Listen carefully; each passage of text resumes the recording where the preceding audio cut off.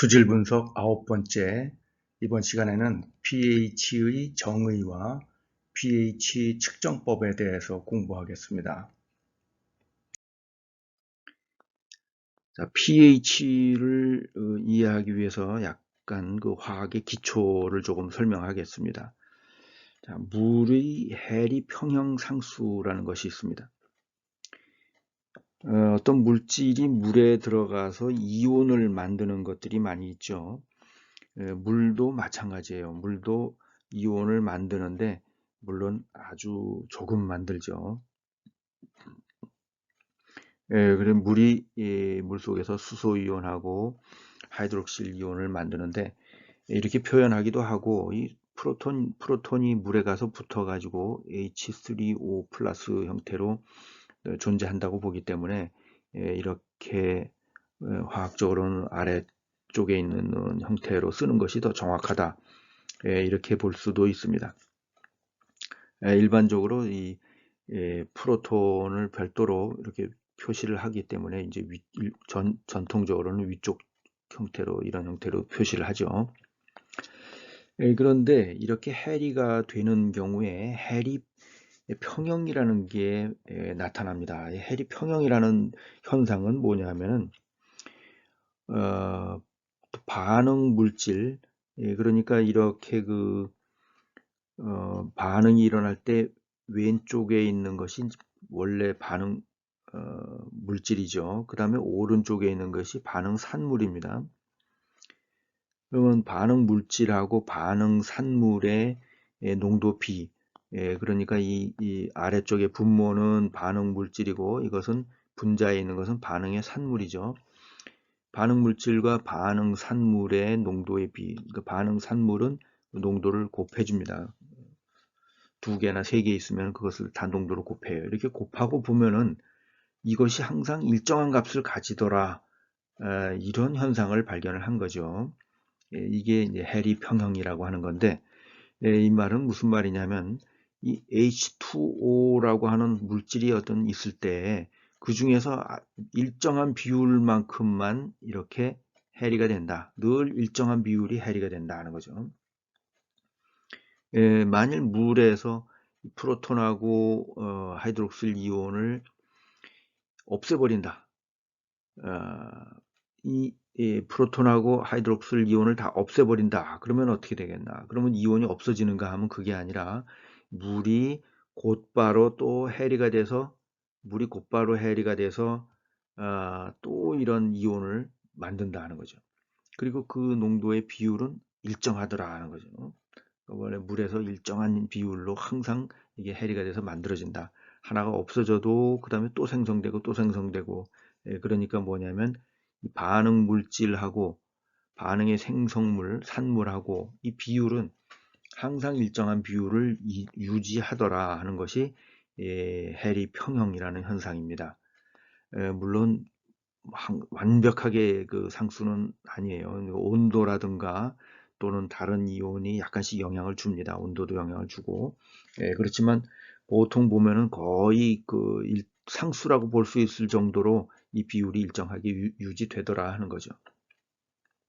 그래서 이런 비율이 이게 평형 상수입니다. 이 평형 상수. 예를 들면은 소금 같은 것을 예를 든다면은 분모에는 소금의 농도가 들어가고 위에는 소듐 클로라이드 농도 이렇게 들어가겠죠. 이게 이제 평형 상수인데,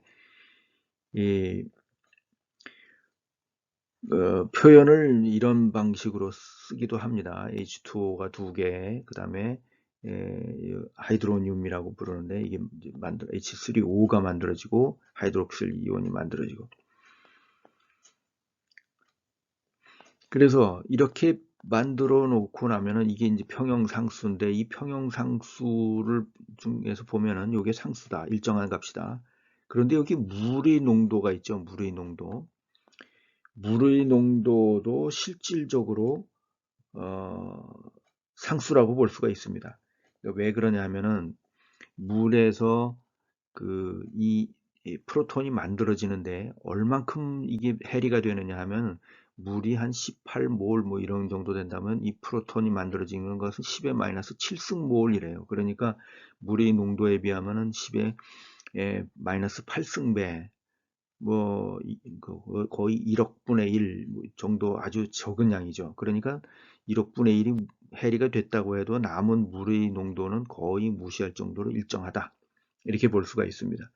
그러니까 그러면 이 두 개를 곱해도 이 K 값과 이것을 물의 농도를 곱해도 일정한 값이 되지 않겠느냐. 그게 뭐냐면 바로 KW라는 겁니다. 그러면 이 물의 농도를 좌변으로 이항을 시키면은 KW는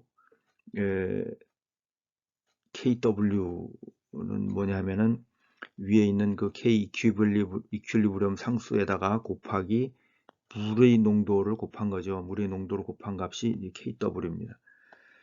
이걸 합쳐가지고 이걸 이제 하나의 상수로 만든 거죠. 그러면 이 상수가 얼마가 되느냐면 10의 마이너스 14승이 되더라 하는 겁니다. 조금 잘 안 보이는데 10의 마이너스 14승이 되더라. 그러니까 이 수소이온 농도하고 하이드록실 이온하고 농도를 곱하면은 항상 10의 마이너스 14승이라는 상수를 가지더라 하는 것이 물의 그 해리 평형 특성입니다. 그러면 pH라는 게 뭐냐면은 수소이온의 농도를 나타내는 지수죠. 그러니까 pH를 보통 뭐라고 표현하냐면 수소이온 농도 이렇게 표현합니다. 사실은 수소이온 농도가 아니라 거기에 그 마이너스 로그를 취한 값인데 통상 이렇게 불러요. 그 물이 해리가 돼서 이 수소이온하고 OH 이온이 만들어지는데 두 농도의 곱이 항상 두 농도의 곱이 10의 마이너스 14승이니까 뭐 한쪽 곱하기 한쪽 해서 10의 마이너스 14승이니까 이 어느 한쪽이든지 농도를 알면은 나머지 하나를 알 수가 있게 되는 거죠. 그렇게 해서 이 해리 평형에서 수소이온 농도와 OH 이온의 관계를 알 수가 있습니다. 자, 그런데 이 수소이온의 농도는 매우 작아요. 어느 정도냐면은 보통 중성에서 10의 마이너스 7승몰입니다. 보통 우리가 무언가 물질의 농도를 논할 때, 뭐 오염물질 중에서 조금 그 양이 적은 거라고 해도 뭐 10의 마이너스 4승몰 이 정도 수준이면은 뭐 거의 감지가 안 되는 수준. 10의 마이너스 한 6승몰 이 정도면은 이거는 매우 적은 아주 소량만 있는 물질이다 이렇게 생각을 할 수가 있어요. 그런데 그보다 더 작아요. 10의 마이너스 7승몰입니다. 그래서 계속 뭐 농도가 수소이온 농도가 좀 변하더라도 예를 들어서 10의 마이너스 7.2승, 10의 마이너스 8.3승 뭐 이런 식으로 나옵니다. 그러니까 늘 10의 마이너스 몇 승이라고 쓰기가 불편하죠. 불편하니까 그러면 그렇게 쓰지 말고 요 위에 있는 요 숫자만 쓰자. 요 7이다. 요것만 쓰자는 거죠. 그게 바로 pH라는 겁니다. 그러니까 pH는 그 마이너스 로그를 취한 건데 이것은 이 수소이온 농도에만 쓰는 게 아니고 예를 들어서 그 해리 평형상수 어떤 해리 평형상수가 굉장히 작은 것들이 있어요. 뭐 10의 마이너스 21승 이러면은 이거 쓰기 불편하니까 뭐라고 하느냐면 여기다가 P를 붙입니다. P를 붙이면 10의 마이너스 21승이 21이 되는 거예요. 요 위에 있는 숫자만 쓴다 하는 거죠. 그런 용도로 만들어낸 게 이제 P라는 그 개념이에요. 마이너스 로그를 취하는 겁니다. 그래서 수소이온 농도가 10의 마이너스 6승몰이면 요 위에 6자만 쓴다 하는 거죠. 그래서 pH가 6이 되고 그러면은 OH-이온은 10의 마이너스 8승몰이 됩니다. 그러면은 어떻게 되느냐면 수소이온 농도가 10의 마이너스 6승몰이고 OH가 10의 마이너스 8승몰이고 이걸 곱하면은 이게 10의 마이너스 14승이 된다. 늘 이런 일정한 값을 가진다.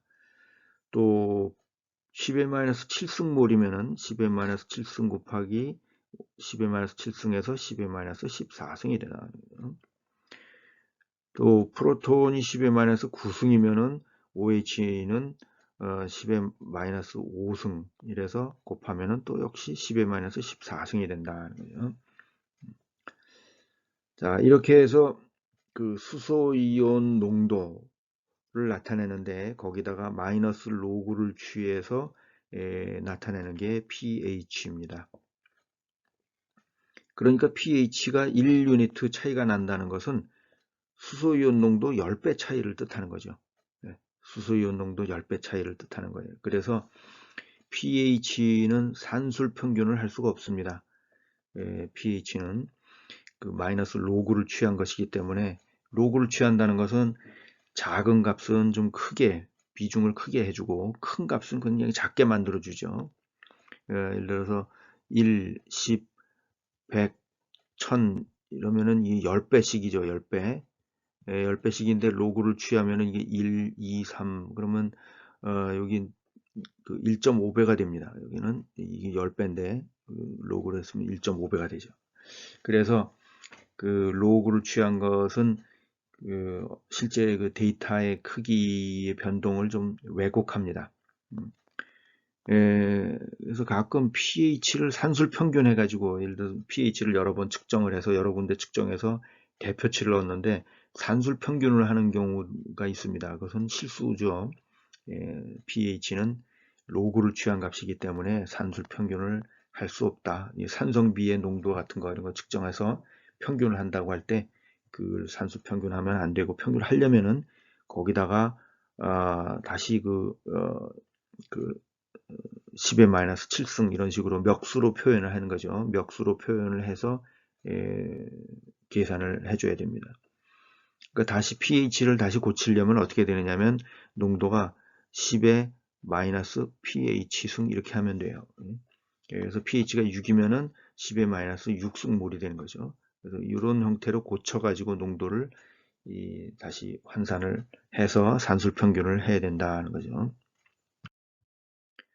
자, 그럼 pH를 어떻게 측정하는가? pH를 측정하는 도구, 기구는 그 글래스 일렉트로드입니다. 아이언 셀렉티브 일렉트로드인데 이 프로톤이 수소 이온이 유리 표면에 붙으면은 그 전위가 달라지죠. 많이 붙으면은 플러스가 되는 거죠. 적게 붙으면은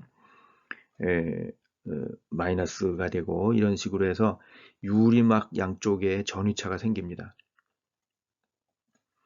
그런 것이 이제 글래스 일렉트로드인데 그래서 그 전극의 끝부분을 보면은 이렇게 동그랗게 되어 있습니다. 동그란 부분이 이게 뭐냐면은 이게 얇은 유리예요. 얇은 유리. 그 수소이온에 반응하도록 만들어진 얇은 유리막을 붙여놨습니다. 그래서 이걸 조금만 충격을 가해도 부딪히기만 해도 깨져버립니다. 아주 얇은 유리이기 때문에. 그래서 대개는 유리가 깨지지 않도록 부딪히지 않도록 여기다가 고무로 가드를 좀 붙이고 사용해야 돼요. 그러지 않으면 부딪혀서 깨먹습니다. 그런데 이 전위가 생기긴 하는데 그 전위차가 굉장히 작아요. 밀리볼트 수준입니다. 밀리볼트 수준이고 전위가 있더라도 또 전류는 굉장히 약해요. 그래서 그것을 흐르는 뭐 전류를 측정한다거나 할 수도 없습니다. 그래서 어떤 방법으로 측정을 하느냐 하면은 레퍼런스 일렉트로드라는 것을 하나 같이 집어넣어줘요. 레퍼런스 일렉트로드는 화학 전지입니다. 일종의 화학 전지. 이 안에 있는 그 화학 용액에 의해서 전위가 발생하도록 되어 있어요. 농도를 정확하게 맞춰 넣으면은 일정한 전위를 발생시킵니다. 그것을 표준 전극 또는 레퍼런스 일렉트로드라 그래요. 그래서 이 레퍼런스 일렉트로드하고 여기 그 사진에 보면 이게 레퍼런스 일렉트로드입니다. 레퍼런스 일렉트로드고 여기가 이제 글래스 일렉트로드죠. 레퍼런스 일렉트로드는 끝부분에 살짝 구멍이 있습니다. 구멍이 있고 그 다공질의 그런 물질로 막아놨어요. 그래서 여기서부터 조금씩 이 안에 있는 솔루션이 조금씩 확산해 나오는 겁니다. 확산해 나오면서 측정이 되는 거예요. 그래서 두 개의 전극을 넣고 이 전위를 비교를 하는 겁니다. 이 두 개를 넣어가지고 비교를 함으로써 이 글래스 일렉트로드의 그 전위를 측정하는 방법을 사용합니다. 그래서 원래는 두 개를 넣는 건데 이 두 개를 넣으려고 하니까 좀 불편하죠. 그래서 좀 편리하게 하도록 두 개의 전극을 하나로 합쳐가지고 동심축으로 만들었습니다. 동심축으로 만들었다는 것은 뭐냐면 밑에서 본다면은 가운데는 글래스 일렉트로드가 있고 바깥에는 레퍼런스 일렉트로드가 있어요. 그래서 그 옆에서 본 사진을 보면은 이제 이렇게 생겼죠. 가운데 글래스 일렉트로드가 있고 여기가 글래스 일렉트로드고 옆에는 레퍼런스 일렉트로드. 이렇게 하나로 붙여놨지만 사실은 두 개의 전극인 겁니다. 이런 것들을 컴바인드 일렉트로드라고 부릅니다. 또 그 전극의 종류가 이런 형태뿐 아니라 또 어떤 것들이 있냐면은 이 안에는 이제 전극 안에는 전해질을 집어넣게 되어 있습니다. 이 레퍼런스 전극에는 KCl 용액을 집어넣는데 그 용액을 어느 정도 소모가 되거나 농도가 변하면은 이제 다시 집어넣어 줘야 돼요. 그래서 교체해 주면서 하는 것이 이제 정확한 겁니다. 그런데 그게 불편하니까 그래서 그 용액을 넣고 측정할 때 어떻게 하느냐면 여기에 마개가 있습니다. 마개를 열어 가지고 공기가 들어가게 해놔야 돼요. 압력이 걸리지 않도록, 음압이 걸리지 않도록. 그래야 여기에서 용매가 서서히 확산해 나오면서 정확히 측정이 됩니다. 그런데 보통 아주 정밀하게 측정하는 건 아니면은 이렇게 하는 게 불편하니까 어떤 방법으로 쓰느냐면 이 전해질을 겔 타입으로 만들었어요. 겔 타입으로 만들어서 아주 서서히 아주 조금씩만 그 확산해 나오도록 하고 겔 타입이니까 완전히 용액이 아니기 때문에 다시 채워 놓을 수가 없습니다. 겔 상태는 채워 넣기가 어려워요. 그래서 겔 타입으로 하고 일회용으로 만든 그 pH 일렉트로드가 요즘 많이 쓰이고 있습니다. 그러니까 아주 정확하게 측정하는 경우 아니면은 일반적으로 뭐 pH 한 뭐 0.1, 0.2 이 정도 차이는 별로 그렇게 민감하지 않은 그런 측정에서는 이런 일회용 겔 타입의 일렉트로드도 많이 사용을 합니다. 이 일회용 겔 타입은 쓰다가 이제 그 겔이 다 뭐 변질이 되거나 그래서 더 이상 캘리브레이션이 안 되고 하면은 이제 버려야 되는 거죠.